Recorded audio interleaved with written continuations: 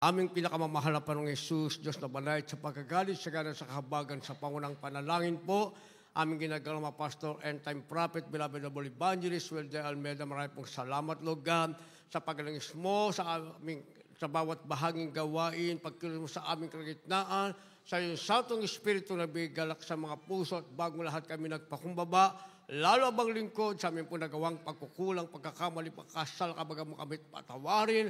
Lubos at labis po kami nagsisi sa aking mga labi, mula po ikaw pong maglagay, makataga dapat bigkasin, ikaw po aking naasahan, buksang pangunawa, kaisipan ng bawat napakinig, at patuloy mo kaming samahan ng iyong kapangyarihan sa pangalan ni Jesus. Unbelief and doubt, Satan cast out, be bound unto hell, and be there forever in the name of our dearest Jesus we pray. Amen and amen. Everybody say, praise the Lord.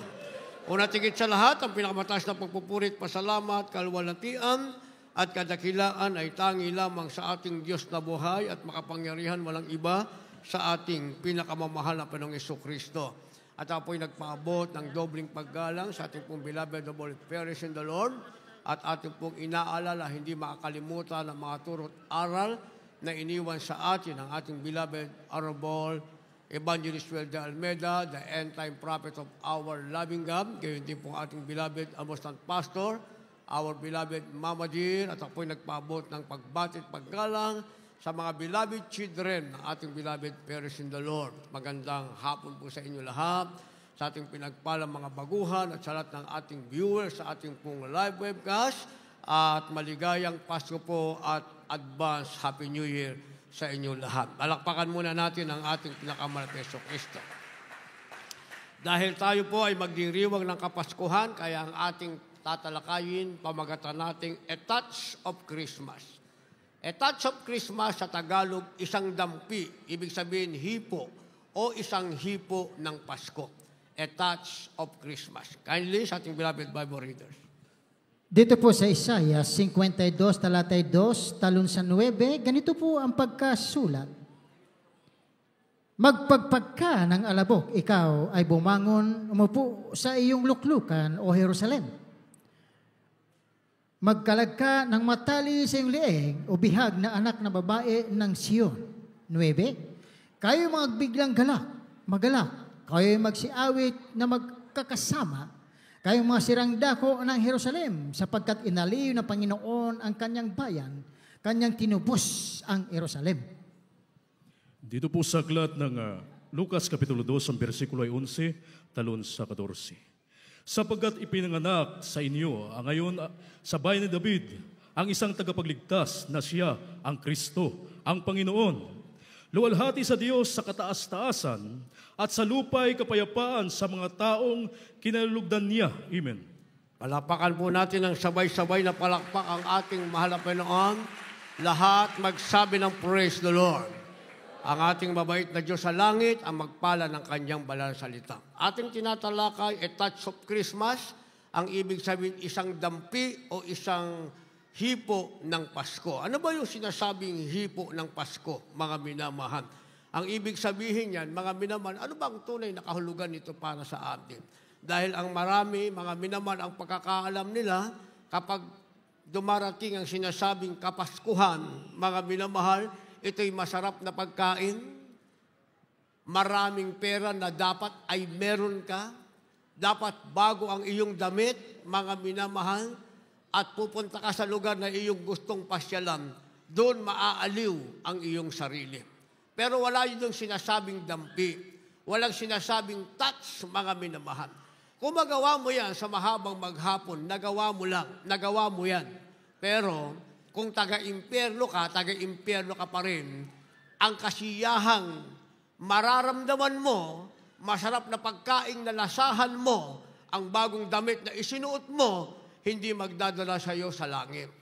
Kung ikaw ay makasalanan ka pa rin, at darating pa rin ang bagong taon, at ang kasalanan mo, magbubunga pa rin yan ng karamdaman at gabayarang kamatayan. Kaya nga, maluluma lang ang taon, at darating ang bago, ikaw ay nasa luma pa rin pagkatao. Dahil wala ang sinasabing touch of Christmas o hindi mo naunawaan. Dahil ang kayong kaligayahan ay nasa mga bagay na nasa salibutan. Pero itong ating nabasa, ang ibig palang sabihin ng isang dampi o hipo ng Pasko, sinasabing ito'y kaaliwan na hindi nanggaling sa masarap na pagkain, bagong damit at maraming pera. Ito pala'y kaaliwan na mismo ang Diyos na nakilala mo ang siyang magbibigay sa iyo. Kaya sabi ng ating nabasa, mga minamahal, kaya't makikilala ng aking bayan, ng aking pangalan, kaya't matatalastas nila sa araw na yaon na ako, yaong nagsasalita, narito ako nga. Kailangang makilala mo ang Diyos, mga minamahal. Kaya nga may Christmas dahil may Diyos sa langit na nagkatawang tao. Ayan ay walang iba kundi ang ating pinakamamahal na Panginoong Jesucristo. Yon ang dahilan kung bakit may Christmas, mga minamahal. Kaya sabi ng verse 9, kayo'y magbiglang magalak, kayo'y magsiawit na magkakasama. Sapagkat inaliw ng Panginoon ang kanyang bayan, kanyang tinubos sila. Dito dumating ngayon ang katubusan at kaaliwan na ang Diyos na makapangyarihan, Diyos na hindi nakikita, sinasabing God the Father, the unseen God, the Holy Spirit ay magkatawang tao. Nung siya'y magkatawang tao, bagamat siya'y hari, hindi niya pinili na ako'y hari ng mga hari, Panginoon ng Panginoon. Kailangan, pag nakatawang tao ako, kailangan isisilang ako bilang tao sa mansyon. Hindi yun ang pinili ng ating pinakamamahal na Panginoon. Pinili niya na isilang siya sa sabsaban. Pag sinabing sabsaban, kulungan niya ng mga hayop. Sa mansyon, ang kasama niya mga hari sa lupa, kung sa mansyon niya piniling isinilang. Pero pinili niyang isilang siya sa sabsaban, ang naging witness, mga minamahal, ay yung mga hayop doon sa sabsaban. Ay yun ang dahilan kung ba't hindi siya nakilala ng mga tao.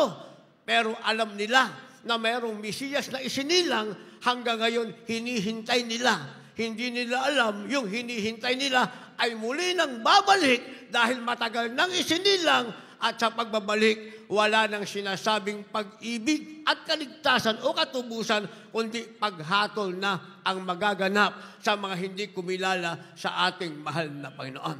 Kaya lilipas ang Pasko at darating maging ang bagong taon, walang kaaliwan ang taong hindi nakaunawa sa sinasabing dampi ng Pasko o a touch of Christmas.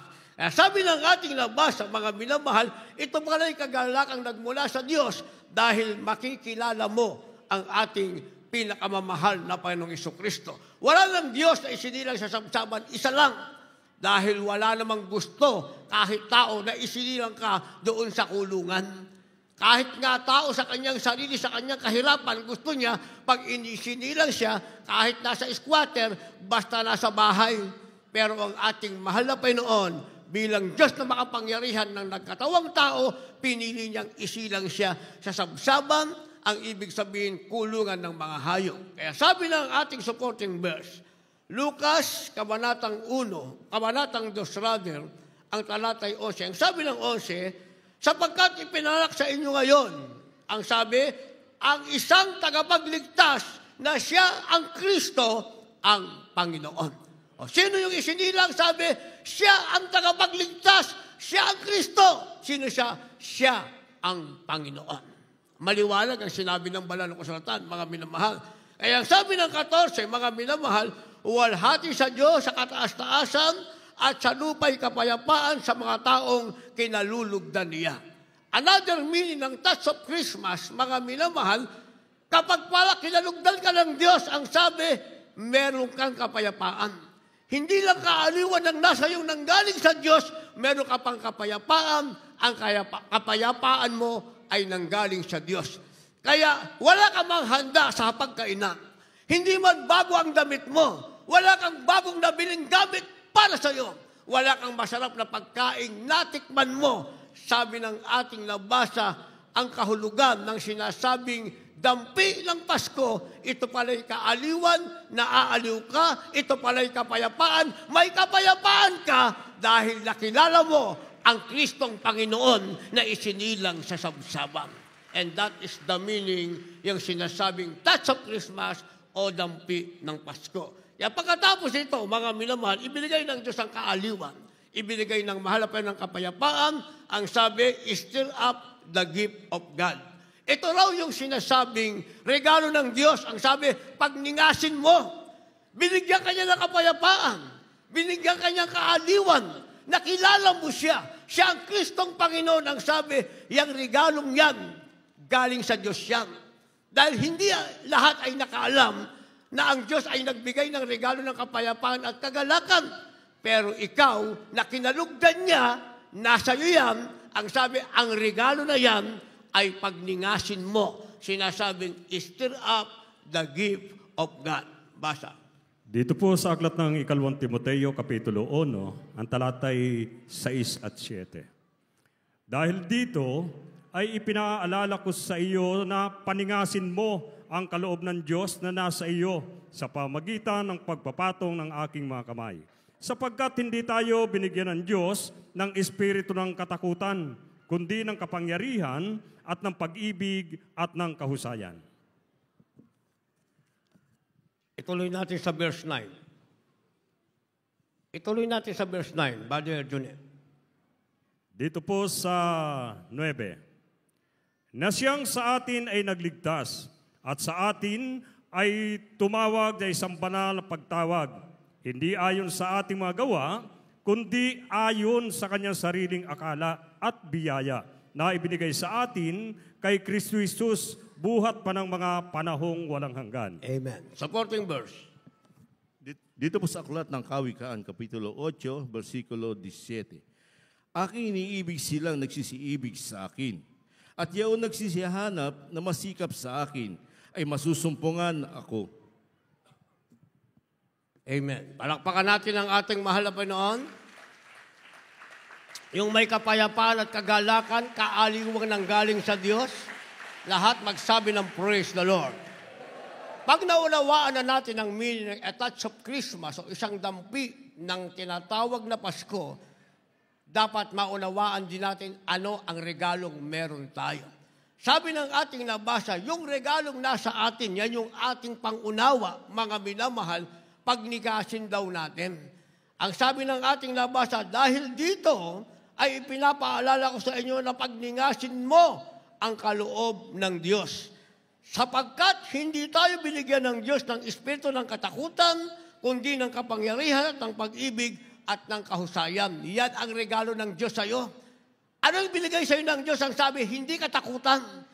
Kung wala kang bagong damit, wala kang masarap na pagkain, Pasko na, huwag kang matakot, huwag kang magtampo, huwag kang maglupaypay, dahil hindi espiritu ng katakutan ang ibinigay sa iyo. Ang sabi, binigyan ka ng kahusayan, binigyan ka ng kapangyarihan, binigyan ka ng pag-ibig ng ating pinakamamahal na Panginoong Hesukristo.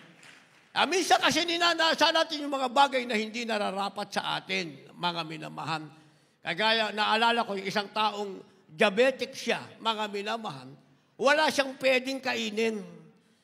Magpapasko na, lumapit siya sa doktor niya, Dok, pwede ba akong kumain ng lechon? Sinabi ko na sa yung bawal sa iyo yan eh. Sige na, Dok, pagbigyan mo lang ako. Ngayon lang, pero alam niya, ikapapahamak niya yun. Pero yun ang kaligayahan niya. Makakain ng lechon, mga minamahal. Kaya sabi ng doktor niya, total, mapilit ka, pagbibigyan kita. Yung anak ko magbe-birthday, may lechon, dumalo ka sa birthday niya. Ay di dumalo sa birthday, mga minamahal, tumakbo ka agad sa lamesa, no, kain na lang. Ang gusto niya, yung buntot ng lechon. Sabi ng doktor, ops, hindi ka pwede dyan. Saan ako pwede? Maghintay ka lang.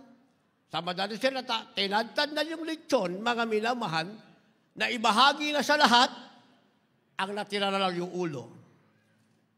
Sabi ng pasyente, Dok, wala na yung laman.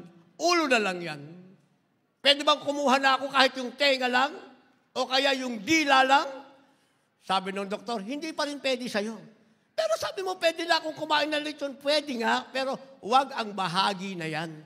Pinipilit niya yung bagay na hindi nararapat sa kanya. Hindi niya alam, sa parte ng lechon, merong nababagay sa kanya bilang isang taong may diabetes. Sa madaling salita, tinadtad na naman yung ulo, mga minamahal, ang natira yung mansanas na nasa bibig ng lechon. Dok, wala lang lechon. Di ba sabi ko nga sa'yo, hindi pwede ang lechon? Pero sabi mo, pwede akong kumain. Pwede ka nga kumain. Hindi lang lechon. Yung mansanas, nasa sa bibig ng lechon. Yan ang kainin mo. Naintindihan niyo? Minsan ganyan kasi tayo, pinipilit natin isang bagay na hindi nararapat sa atin. Pero ang Diyos, sabi, nagbigay siya, hindi nakatakutan. Kung wala kang makain na masarap, huwag kang matakot. Meron kang kahusayan, unawain mo. Meron kang kapangyarihan, gamitin mo. Meron kang pag-ibig, gamitin mo. Yan ang regalo ng Diyos sa'yo. Sa bahay nyo, wala kang pwedeng kainin, mga minamahal. Pero meron namang mansanas. Meron namang saging. Meron namang prutas. Di yan ang kainin mo, may kahusayan ka. Sabi ng Panginoon, kahusayan, unawain ko, ito ang bagay sa akin. Sabi ng marapay, regalo niya, kapangyarihan, kakain ako nito, masisihan ang aking puso dahil tinanggap kong ito ang nararapat para sa akin. Meron akong pag-ibig, ayokong ako ay mawawala sa mundong ito ng ganito na lamang. Pasko pa naman, may pag-ibig ako sa aking lawas, may pag-ibig ako sa Panginoon. Okay na sa akin ang isang pirasong mansanas kahit hindi na ang lechon na kinakabitan ng mansanas. Naintindihan natin yon. Kasi may isang pinipilit natin yung ating sarili, mga minamahal, na paligayahin. Gayong ang katotohanan, ang dampi ng Pasko, yan ang nagpapaligaya sa atin. Sinasabing, nasa atin ang kaaliwan, nasa atin ang kapayapaan. Kaya sabi ng verse 9 na ating nabasa, na siya sa atin ay nagligtas at sa atin ay tumawag ng isang banal na pagkatawag. Ay nung isinilang ang Diyos, mga minamahal, binigyan niya katuparan yung pagkatawag sa atin. Ipinangaral niya Ebanghelyo ng kaligtasan, mga minamahal, isa tayo sa nakapakinig ng Ebanghelyo na ginamit ang ating mahal na bagulang sa Panginoon. Hindi pala ito basta Ebanghelyo, sabi ito ay banal na pagkatawag ng ating pinakamamahal na Panginoong Jesucristo. Sabi ng ating nabasa, ayon sa kanyang sariling akala at biyaya, na ibinigay sa atin kay Kristo, buhat pa ng panahong walang hanggan. Since time pala, buhat ng panahong walang hanggan, ang biyayang ito'y nasa atin na. Pero maraming tao hindi nakaunawa, mga minamahal. Pero tayo, bakit tayo narito? Pinagpala tayong naunawaan natin, ito pala ang sinasabing a touch of Christmas o ang sinasabing tunay na kahulugan ng tinatawag na Pasko. Kaya yung iba, naghahanap ng pag-ibig. Wala kayong pag-ibig? Ayaw nyo kung pakainin, Pasko naman ngayon? Sabi ng banal na kasulatan, mga minamahal, iniibig ng Diyos ang umiibig sa Kanya. Pasko naman ngayon, ayaw nyo pa ako pagbigyan? Paskong Pasko, sinuspindi nyo pa ako? Kung ikaw ay nagtanim ng pag-ibig, aani ka ng pag-ibig. Kung hindi ka nagtanim ng pag-ibig, ay hindi ka aani ng pag-ibig. Kaya January pa lang, ano lang dapat mong itanim? Magtanim ka lang, magtanim ng pag-ibig. Para pagdating ng Pasko, ano nga anihin mo? Ano nga anihin? Lakasan nyo, ano ang aanihin? Pag-ibig ng ano? Pag-ibig ng Diyos. Hindi bawal na pag-ibig. Hindi tagong pag-ibig, hindi ipinagbabawal na relationship, kundi pag-ibig ng ating mahal na Panginoon. Basahin natin ang ating supporting verse, Kawikaan, Kabanatang 8, Talatang 17. Aking iniibig sila na nagsisiibig sa akin, at yaong nagsisihanap na masikap sa akin ay masusumpungan ako. Minsan naghanap tayo ng pag-ibig. Pag-ibig naman, konting pag-ibig. Tatanggap ka ng pag-ibig pag inibig mo ang Diyos. Pag inibig mo ang Diyos, pinahahalagahan mo ang kaaliwan, ang kapayapang ibinigay ng Diyos sa iyo dahil sabi ng ating nabasa, ikaw ay bayang pinili ng ating mahal na Panginoon. Pero kung mananatili kang gagawa ng mali at aalis sa rules ng banal na iglesia at maghahanap ka ng pag-ibig, sabi ng banal na kasulatan, kung ikaw ay nagtanim ng laman, aali ka ng laman. Ibig sabihin, nagtanim ka ng kasiraan, aani ka ng kasiraan. Nagtanim ka ng espiritual na bagay, aani ka ng espiritual na bagay. Kaya kung nagtanim ka ng pag-ibig sa Diyos, darating ang panahon, aanihin mo ang pag-ibig na ibinigay mo sa ating pinakamamahal na Jesucristo. At ang umiibig sa Diyos, kailanman, wala siyang question, mga minamahal. Hindi rin siya namimili kung ano ang gagampanan niya. Hindi rin siya namimili, mga minamahal, na merong kakampi sa kanya kapag ka nagkamali siya para ma-justify yung kanyang pagkakamali, mga minamahal.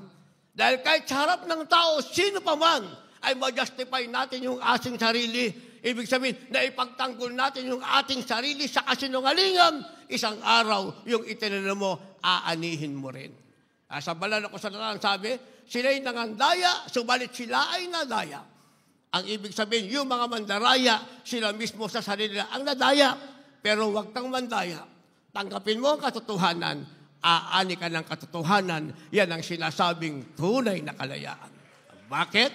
Dahil nasa iyo ang regalo ng ating mahal na Panginoon. Pagkatapos ng sinasabing pagningasin ang kaloob ng Diyos, meron tayong sinasabing God's life-changing gift. God's life-changing gift, ang ibig sabihin niyan, regalo ng Diyos na nagpapabago ng buhay. Kung bigyan ko kayo, mga minamahal, tag-isang house and lot, mamili na kayo dito sa likod, marami pang bakante dyan. Mamaya mag-unahan kayo pag closing prayer natin. Yung unang makapasok, pag nabuksan nyo, sa inyo na yon. Naniwala kayo ron? Ayaw nyo maniwala? Ang tanong ko kasi sa inyo, kung magkaroon kayo ng pag-aari dyan ng house and lot, hindi naman nagbago ang inyong buhay. Anong klaseng regalo ang ibibigay ko sa inyo? Hindi ba? Binigyan ko kayo ng tag-iisang susi. Meron ako 100 na susi, ilalagay ko rito. Yung una ba ako ang best 100 person, punta lang kayo doon. Lahat ng bakante buksan nyo, pag tumama ang susi nyo, sa inyo na yon. Ang tanong, may house and lot ka. Malapit sa chapel. Ang tanong, nagbago ba ang buhay mo sa regalo na yan? Yung regalo na yan, nakapagbago ba ng buhay mo yan? Yung regalo na yan, magdadalba sa'yo sa langit yan. Yung bang regalo na yan ay mag-aalis ng kahinaan mo. Yung regalo na yan, magpapatawad ba ng kasalanan mo? Sa madalit salita, ang regalo sa sanlibutan ay hindi nagpapabago ng buhay. Pero merong sinasabing regalo ng Diyos na nagpapabago ng buhay. Yan ang ating kailangan, sinasabing God's life-changing gift o regalo ng Diyos na pwedeng magpabago ng ating buhay. Basa. Dito po sa aklat ng taga-Episo, Kabanata 4, ang talata 24 hanggang 25. At kayo'y mga bihis ng bagong pagkatao, na ayon sa Diyos ay nilalang sa katuwiran at sa kabanalan ng katotohanan. Sa 25, kaya nga, pagkatakwil ng kasinungalingan, ay magsasalita ang bawat isa sa inyo ng katotohanan sa kanyang kapwa, sapagkat tayo'y mga sangkap na isa't isa sa atin. Amen. Alakpakan natin ang ating mahal na Panginoon. Lahat magsabi ng praise the Lord. Ito palang sinasabing God's life-changing gift. Ibig sabihin, regalo ng Diyos na nagpapabago ng ating buhay. Sabi ng ating labasa, ang regalo ng Diyos na pagpabago ng iyong buhay, ang sabi, ibihis mo ang bagong pagkatao na ayon sa Diyos ay nilalang sa katwiran, sa kabanalan at katotohanan. Ito palang tamang regalong naisin natin. Kahit wala na ang lahat, mga minamahal, ang regalo ng Diyos na ibinigay sa'yo, isang bagong pagkataong binigay sa'yo ng Diyos. Kailan ka binihisan ng bagong pagkatao ng Diyos? Nung mabautismuhan ka, kinalimutan ng Diyos ang lahat mong kasalanan. Gaano pa man karami yan, gaano pa man kadili ka, itim ang puso mo sa kasalanan. Ang sabi, kinalimutan ng Diyos yan. Ang ibinisay ng ating mahal na Panginoon, isang bagong pagkatao, ang sabi, nilalang sa katwiran, sa kabanalan at katotohanan. Yan ang tamang regalong dapat nating naisin. Kung ang bagong pagkatao mo, ang nakabis dyan katwiran, mabubuhay ka sa katwiran. Kung sa iyong pagkatao nakabis ang isang bagong pagkataong nasa kabanalan, mabubuhay ka sa kabanalan. Kung nakabisa sa'yo ang katotohanan, mabubuhay ka sa katotohanan. Wala ka sa kasalanan, wala ka sa hindi kabanalan, wala ka sa kasinungalingan, nasa katotohanan ka na, nasa kabanalan ka pa, nasa katwiran ka pa. Yan ang regalong isang bagong pagkatao ibinigay sa'yo ng ating mahal na Panginoon. Dahil nakabili sa'yo isang bagong pagkatao, mga minamahal, ang sabi, kaya nga pagkatakwil ng kasinungalingan, ay magsasalita ang bawat isa sa inyo ng katotohanan sa kanyang kapwa, sapagkat tayo mga sangkap ng isa't isa sa atin. Ito na daw ang ating sinasabi, mga minamahal, bawat salita natin ay nasa katotohanan na. Hindi na tayo magsasalitang natutuwa, mga minamahal, sa kasinungalingan natin ay nawawala ang ating kapwa. Bagkos sa kahinaan nila, tinutulungan natin silang manatili sa paglilingkod sa ating pinakamamahal na Panginoong Jesucristo. At ang mga taong yan, nasa paligid lang natin. Ang nakapaligid sa atin, isang nasa katotohanan, isang nasa kasinungalingan, mga minamahal. Ay, huwag natin gayahin ang nasa kasinungalingan. Ang gayahin natin yung nasa katotohanan. Yan ang bagong pagkataong regalong ibinihis ng ating pinakamamahal na Panginoong Jesucristo. Kaya pag nagawa natin yan, mga minamahal, meron tayong sinasabing a promise gift. Ito ang sinasabing ipinangakong regalo. Ang regalong ito, hindi sa tao mo tatanggapin. Hindi mo hahabulin yung ninang at ninong mo para regaluhan ka. Wala kang iisiping regalong darating sa'yo dahil ito'y darating sa'yo ang magbibigay ang ating pinakamamahal na Panginoong Jesucristo. Last verse, maghanda ating magpaawit, mga manugtong. Sa mga awit, 145, talatay 20, balik sa 19, ganito po ang pagkasulat. Iniingatan ng Panginoon ang lahat na nagsisiibig sa Kanya, ngunit lahat ng masasama ay lilipulin niya. 19, Kanyang tutuparin ang nasa nila na nangatatakot sa Kanya. Kanya rin didinggin ang kanyang daing at ililigtas sila. Amen. Palakpakan natin ang malakas na palakpak ating malabas. Sa ating last verse, sabay-sabay tayong pamalakpak at lahat magsabi ng malakas na praise the Lord. Ito pala yung sinasabing a promise gift o ang ipinangakong regalo na mahal na Panginoon mismo ang gagawa nito para sa iyo. Kabilang ito sa sinasabing a touch of Christmas o isang dampi ng Pasko. Sa madalit salita, ito ang tunay na kahulugan ng Pasko dahil merong mangliligtas, merong misaya na isinilang sa sabsaban, sa atin ay nagbigay ng kaaliwan at kapayapaan. Sabi ng verse 20, ang regalo na ipinangako, iniingatan ng Panginoon ang lahat na nagsisiibig sa Kanya. Pangako yan ng Diyos. Ibigin mo ang mahal na Panginoon. Ang sabi, ang pangako niya, iingatan ka niya. Kahit anong mangyari, iingatan ka niya. Naalala ko yung kapatid natin sa Taiwan. Mga minamahal, sabi niya ako, wala akong natapos. Wala akong pinag-aralan. Yung mga kasama niya sa trabaho, pinipilit siya, mag-apply daw sila sa Taiwan. Nahirapan nga akong magbasa, magsulat, isasama niyo pa ako sa Taiwan. Kami na bahala sa'yo. Sa madalit salita, isinama siyang in-apply, mga minamahal. Inayos yung kanya mga papeles, mga dokumento, passport, visa. Sa madalit salita, nasa interview na sila, mga minamahal. Lahat ng kanyang mga kasama, in-interview, bagsak lahat. Ang ibig sabihin, hindi satisfied, mga minamahal, hindi nakumbinsi yung mga Taiwanese na nag-interview sa mga kasama niya. Samantalang siya, mga minamahal, wala siya kahit ano, pero meron siya. Ano ang meron siya, mga minamahal?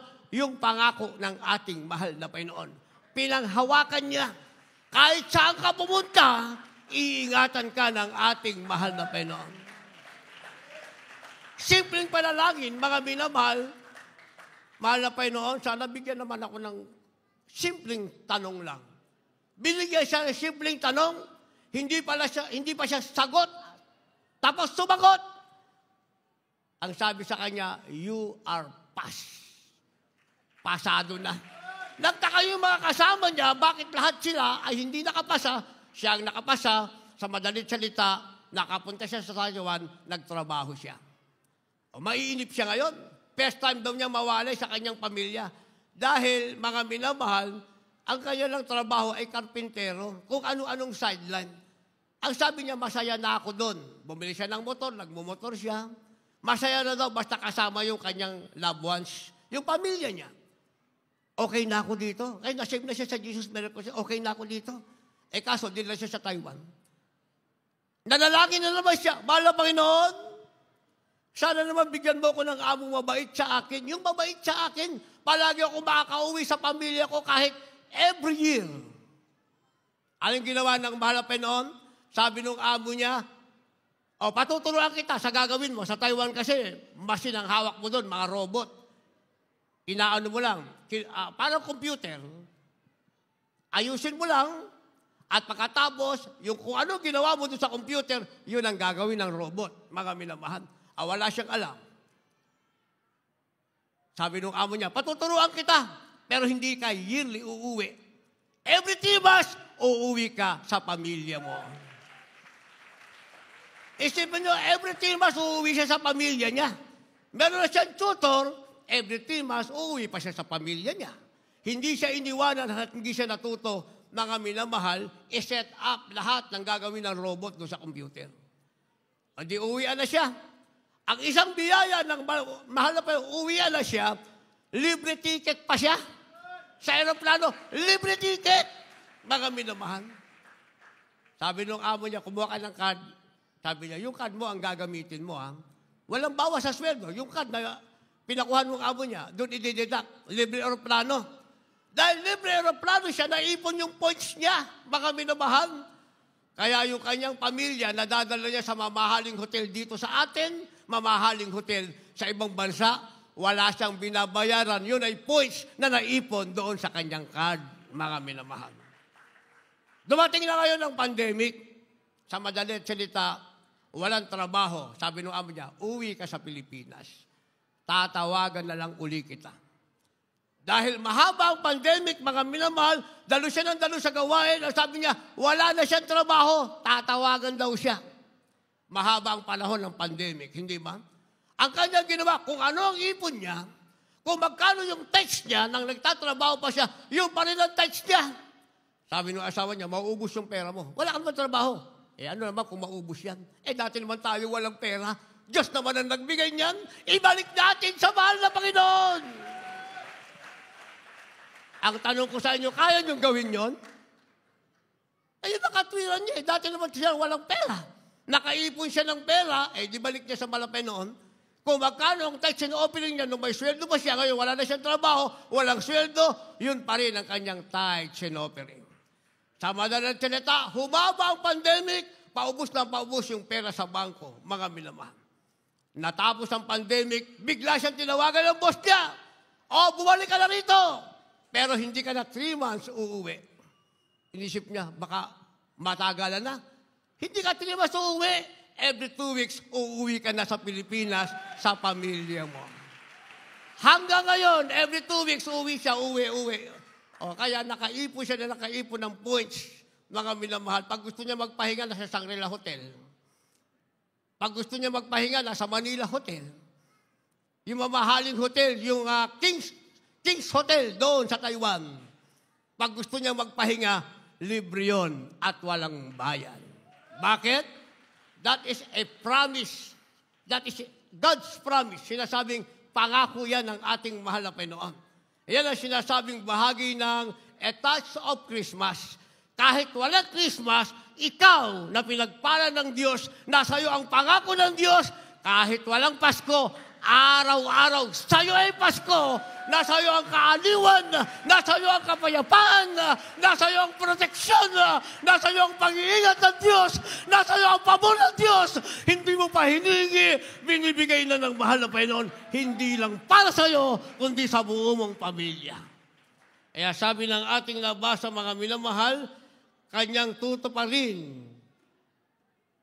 Ang nasa nila natatakot sa kanya, kanya ring didinggin ang kanilang daing at ililigtas sila. Iniingatan ng Panginoon ang lahat na nagsisiibig sa Kanya, ngunit lahat ng masama ay lilipunin niya. Kaya ikaw ngayon ang pipili kung saan mo gusto lumagay sa isang darating na bagong taon. Pero bago pa dumating ang isang bagong taon, ngayon pa lang, bago dumating ang tunay na pagdiriwang ng Christmas, pumili ka na. Gusto mo maging masama? Sabi ng ating nabasa, wala kang attach of Christmas. Wala kang dampi ng Pasko. Walang kahulugan sa'yo ang pagkasilang ng malapay noon doon sa sabsaban. Wala kang kaaliwan, wala kang kapayapaan, wala ang proteksyon ng Diyos sa'yo, dahil sabi ng ating nabasa, pag pinili mong maging masama, ang sabi, ang masama ay lilipunin niya. Pero pag pinili mong umibig sa Diyos at kinilala mo siya, ang ating pinakamalapit Hesus Kristong isinilang sa sabsaban, ang sabi, iniingatan ng Panginoon ang lahat na nagsisiibig sa Kanya, Kanyang tutuparin ang nasa nila na natatakot sa Kanya, Kanya ring didinggin ang kanilang daing at ililigtas sila. Iyan ang ating tatanggapin. Kaya hindi mo kailangang maghintay ng 12 buwan para ka sumaya. Sa bawat araw ng buhay mo, masaya ka dahil nasa iyo ang sinasabing dampi ng Pasko, si Kristo ang nasa iyo. Lahat tayo tumayo. Kung meron kayong mga dalang bisita, gusto ba nila ng dampi ng Pasko? Araw-araw Pasko. May kaaliwan, may kapayapaan, may pagliligtas ng Diyos, mga minamahal. Dalhin niyo sila sa harapan.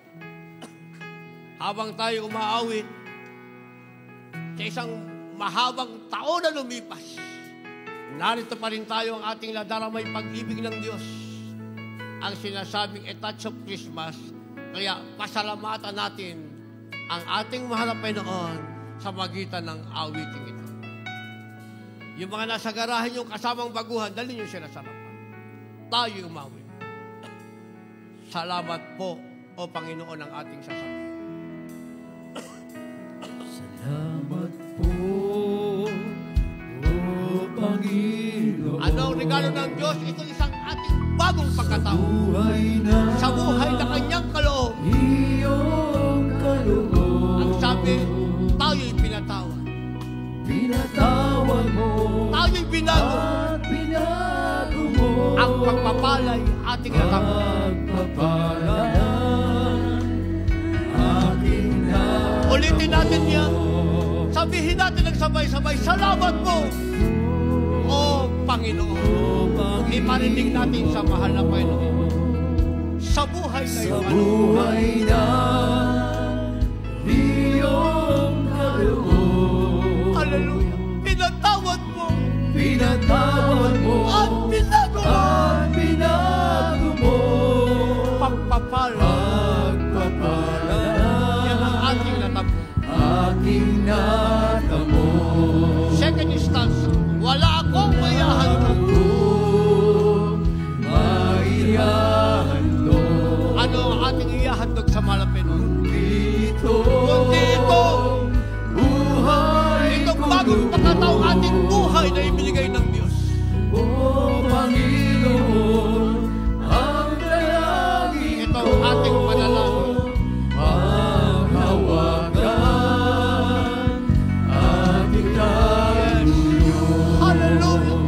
Nawa o Diyos! O Diyos, tayo'y magkita. Sa huling araw ang ating Diyos ay darating. Huling araw, kapag dumating ka, Ipangako natin ang iyong aral.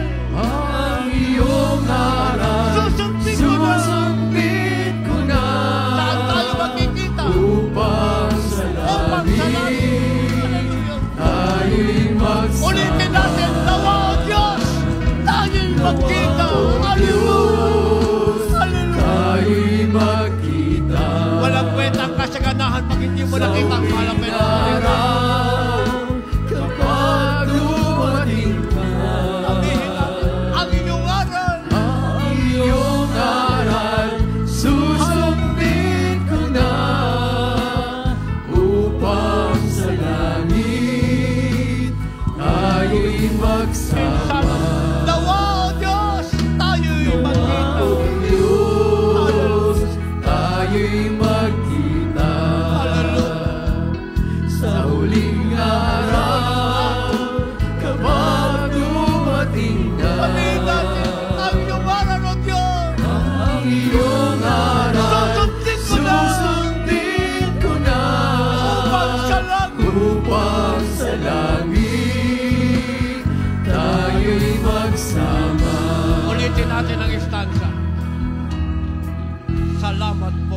Panginoon.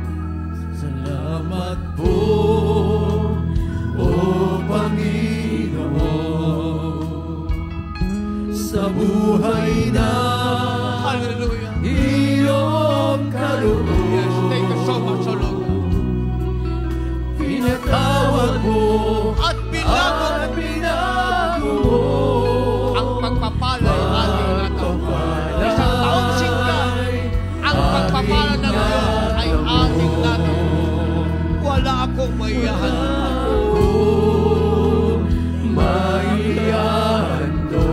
Wala tayong maipapalit sa pagpapalay ng Diyos. Kundi itong buhay. Kong lubos, Sabihin natin, O Panginoon, O Panginoon, ang dalangin ko'y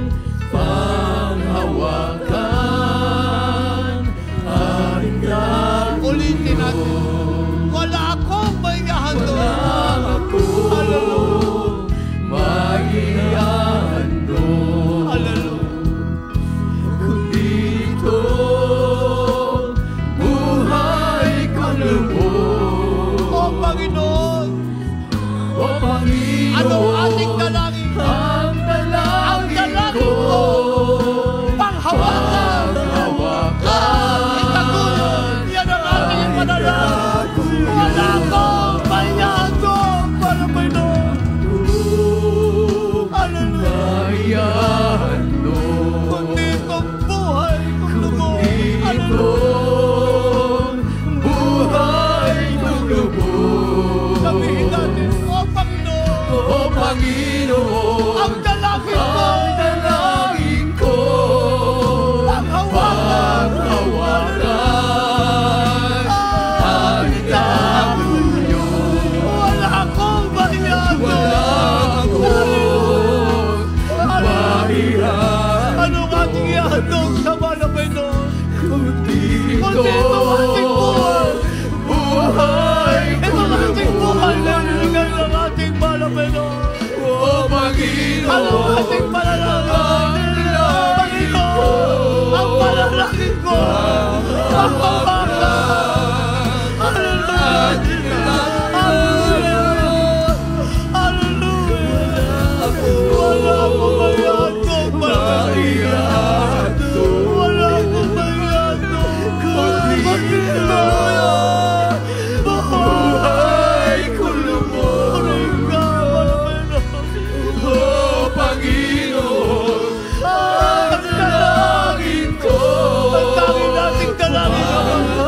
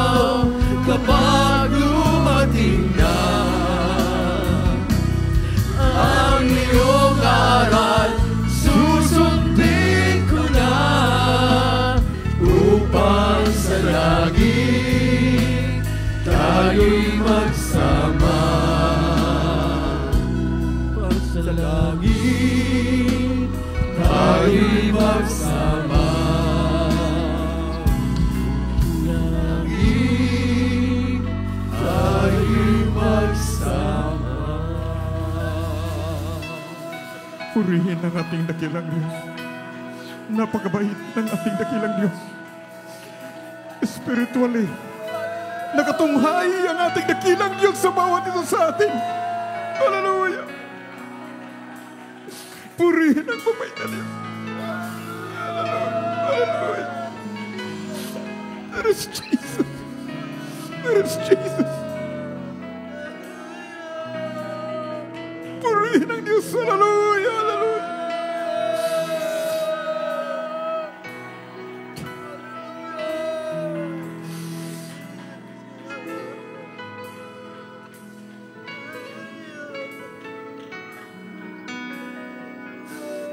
Purihin ang ating dakilang Diyos na buhay.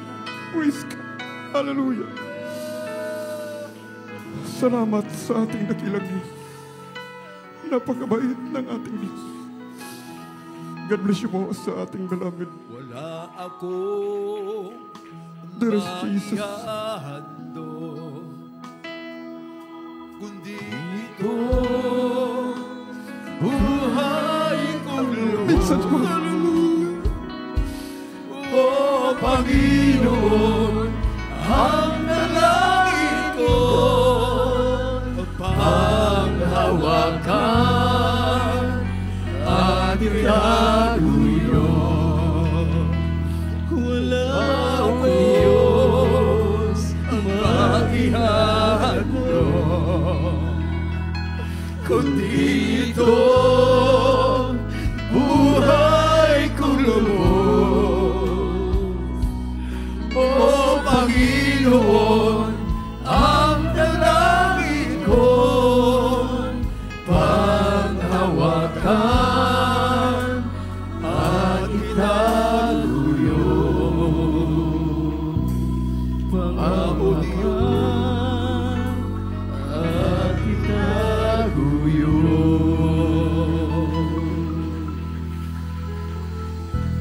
purihin ang Diyos. Hallelujah. God bless you po sa ating beloved seniors. Sa ating mga minamahal na mga baguhan, kayo po'y pinagpala sa araw na ito.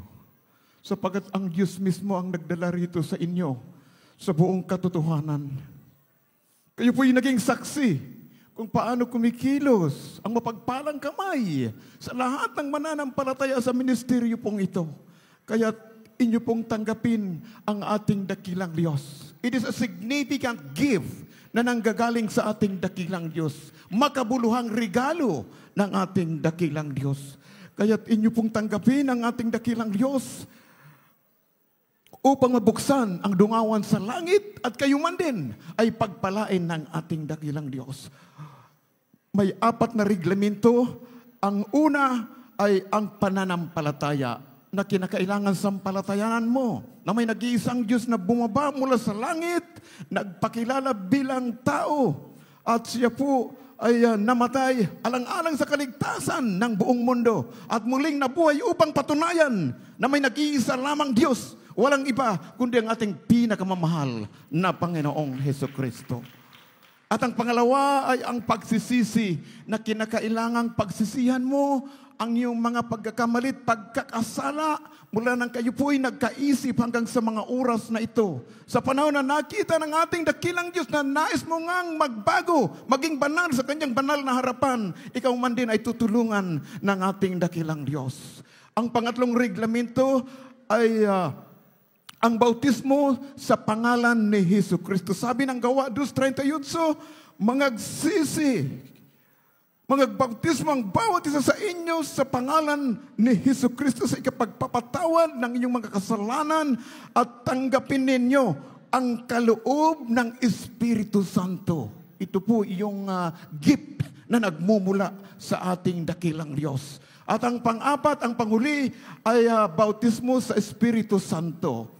Ang mahal na Panginoon na mismo ang magbabautismo sa inyo sa panahon ng inyong pagdadalo at kayo po'y nagsusumikap. Sundin ang banal na kalooban ng Diyos, ang bautismo sa Espiritu Santo na may tanda ng pagsasalita ng iba't ibang wika. Ito rin din po ay papangyarihin sa inyo ng ating dakilang Diyos sa takdang panahon. Amen. Praise God. Kaya't mga minamahal, sa ating mga minamahal na mga baguhan, kindly po, pakitaas po ng ating kamay. Tayo po'y mananalangin. Sundan niyo po ako sa maikling panalangin.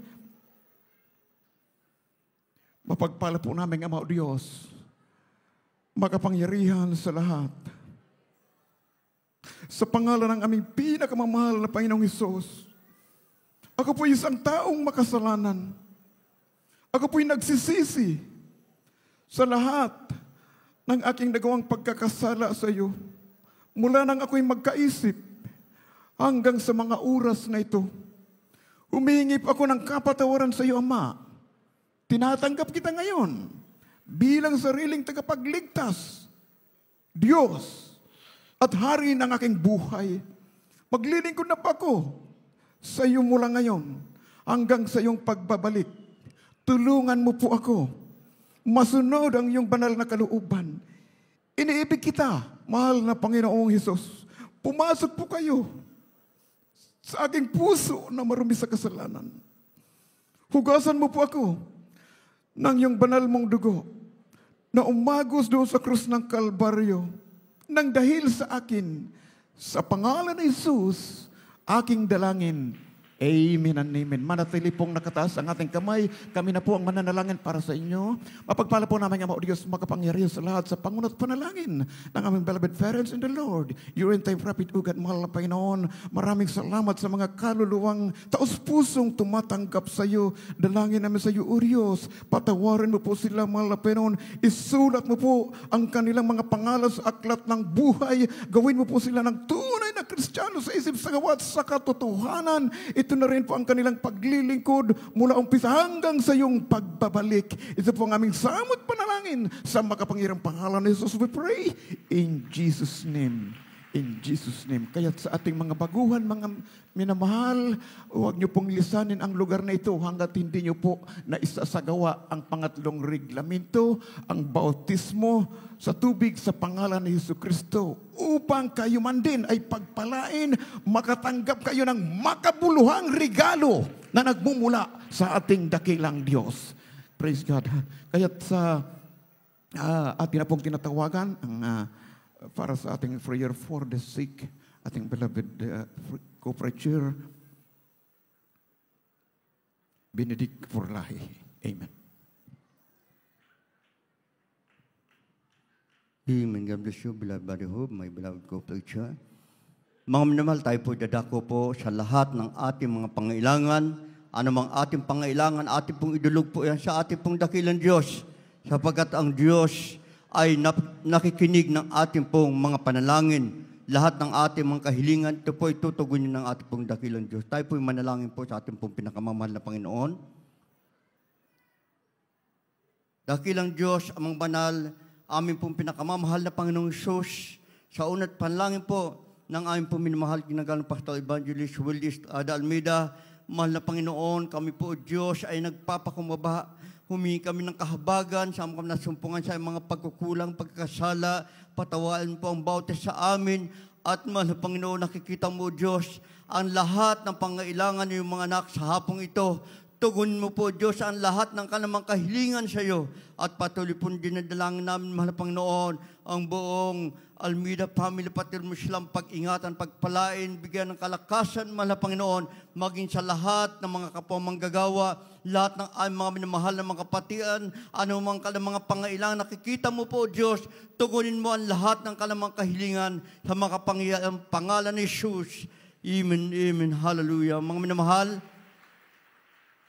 atin pong ipatong ating mga kanang kamay sa ating mga ulo at yung kaliwang kamay, ilagay po natin doon sa may bahagi kung saan may mga karamdaman. Hallelujah. Kung ito problema, taas na lang po ang dalawang kamay. Sama-sama po natin idulog sa ating pong dakilang Diyos na magkaroon po ng katugunan, magkaroon ng kalutasan lahat ng mga problema po natin, magkaroon ng kagalingan, lahat ng ating mga karamdaman. Hallelujah. Upong pagpal namin Ama, Diyos na makapangyarihan sa lahat, ang pong pinakamamahal na Panginoong Diyos, sa iyong makapangyarihan na aming pong pinakamamahal na Panginoong Diyos, aming pong dalangin o Diyos, hallelujah, sama-sama namin pinapalayas lahat ng uri ng karamdaman, katulad ng cancer, leukemia, diabetes, pagkaparalyze, high blood, be healed right now in Jesus' name, hallelujah, be healed in Jesus' name, Problem be solved in Jesus' name. Vices begun in Jesus' name. Hallelujah.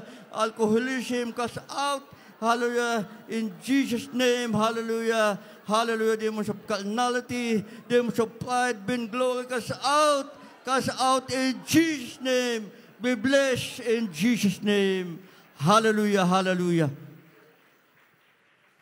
Mga minamahal, bilang ating pong taos-pusong pagkapasalamat sa ating pong dakilang Diyos, tayo po ay sumigaw ng malakas ng 3 beses ng Hallelujah, praise the Lord.